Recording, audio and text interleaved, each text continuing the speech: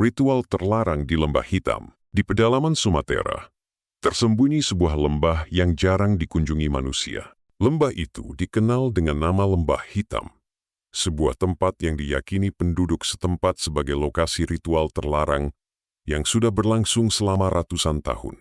Mereka yang berani masuk ke sana seringkali tidak kembali, dan mereka yang selamat pulang dengan pikiran terganggu, berbicara tentang suara-suara bisikan dan sosok-sosok yang mengintai dari balik pepohonan. Kisah ini bermula ketika Adrian, seorang jurnalis investigasi, menerima informasi tentang adanya kelompok rahasia yang melakukan ritual di dalam lembah itu. Ritual ini disebut tumbal arwah, di mana seseorang harus dikorbankan untuk membangkitkan roh leluhur yang haus darah. Meskipun penduduk desa memperingatkannya, Adrian tetap bersikeras untuk menyelidiki lebih lanjut. Bersama dua rekannya, Rina dan Gilang, Adrian melakukan perjalanan menuju lembah tersebut. Mereka membawa peralatan lengkap, kamera malam, perekam suara, dan beberapa peralatan bertahan hidup. Setibanya di sana, mereka mendapati suasana yang begitu sunyi. Hampir tidak ada suara burung atau hewan hutan, seolah-olah seluruh alam menahan napas. Saat menyusuri lembah, mereka menemukan sebuah batu besar dengan ukiran aneh yang tampak seperti simbol ritual kuno. Ukiran itu menggambarkan sekelompok orang yang berdiri melingkar, sementara di tengahnya ada sesosok manusia yang tubuhnya dipenuhi luka, seperti sedang dikorbankan. Malamnya, mereka memutuskan untuk bermalam di sana dan memasang kamera di sekitar lokasi. Saat tengah malam, suara aneh mulai terdengar. Suara bisikan dalam bahasa yang tidak mereka mengerti bergema di udara. Rina, yang memiliki indera keenam, merasa ada sesuatu yang mengawasi mereka dari kegelapan. Saat mereka memeriksa rekaman kamera, Adrian terkejut melihat bayangan-bayangan bergerak di antara pepohonan. Meskipun secara fisik mereka tidak melihat siapapun. Namun yang paling mengerikan adalah saat mereka melihat rekaman di mana batu besar itu berubah.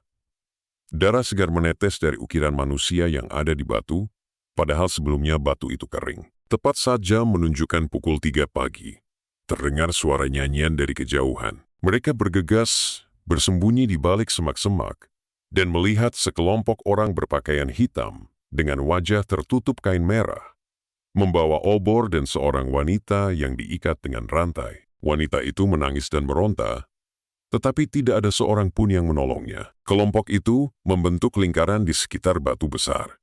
Seorang pria yang tampaknya adalah pemimpin ritual mulai melantunkan mantra dengan suara serak dan berat. Tiba-tiba, angin kencang berhembus, dan dari dalam hutan terdengar suara jeritan panjang, seperti suara makhluk yang bukan berasal dari dunia ini. Saat pisau ritual diangkat, Rina tanpa sadar berteriak, membuat mereka bertiga ketahuan.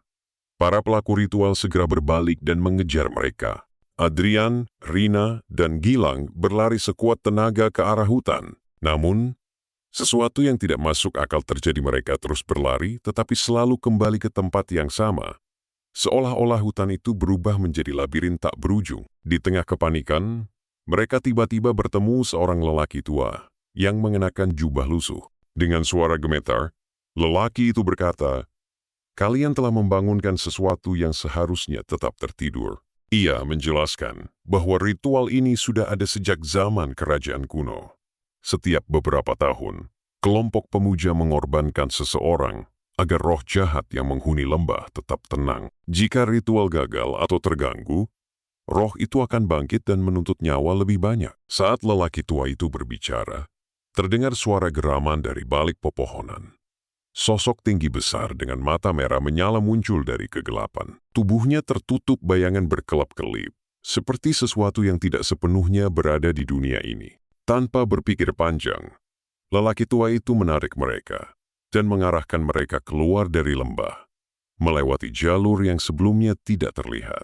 Begitu mereka berhasil keluar, suara jeritan menggema di balik pepohonan. Para pemuja ritual, termasuk pemimpinnya, hilang begitu saja ditelan oleh sosok mengerikan itu. Adrian, Rina, dan Gilang akhirnya kembali ke desa dalam keadaan syok. Mereka mencoba memberitahu orang-orang tentang apa yang mereka lihat, tetapi tidak ada yang mau mendengar. Seorang tetua desa hanya berkata, "Lupakan yang kalian lihat. Jika kalian menceritakan ini kepada dunia, Kalian akan menjadi bagian dari ritual berikutnya. Sejak malam itu, mereka bertiga tidak pernah berbicara tentang kejadian di Lembah Hitam. Namun, beberapa bulan kemudian, Gilang menghilang tanpa jejak. Rina mulai mengalami gangguan tidur dan sering berbicara sendiri dalam bahasa yang tidak dimengerti.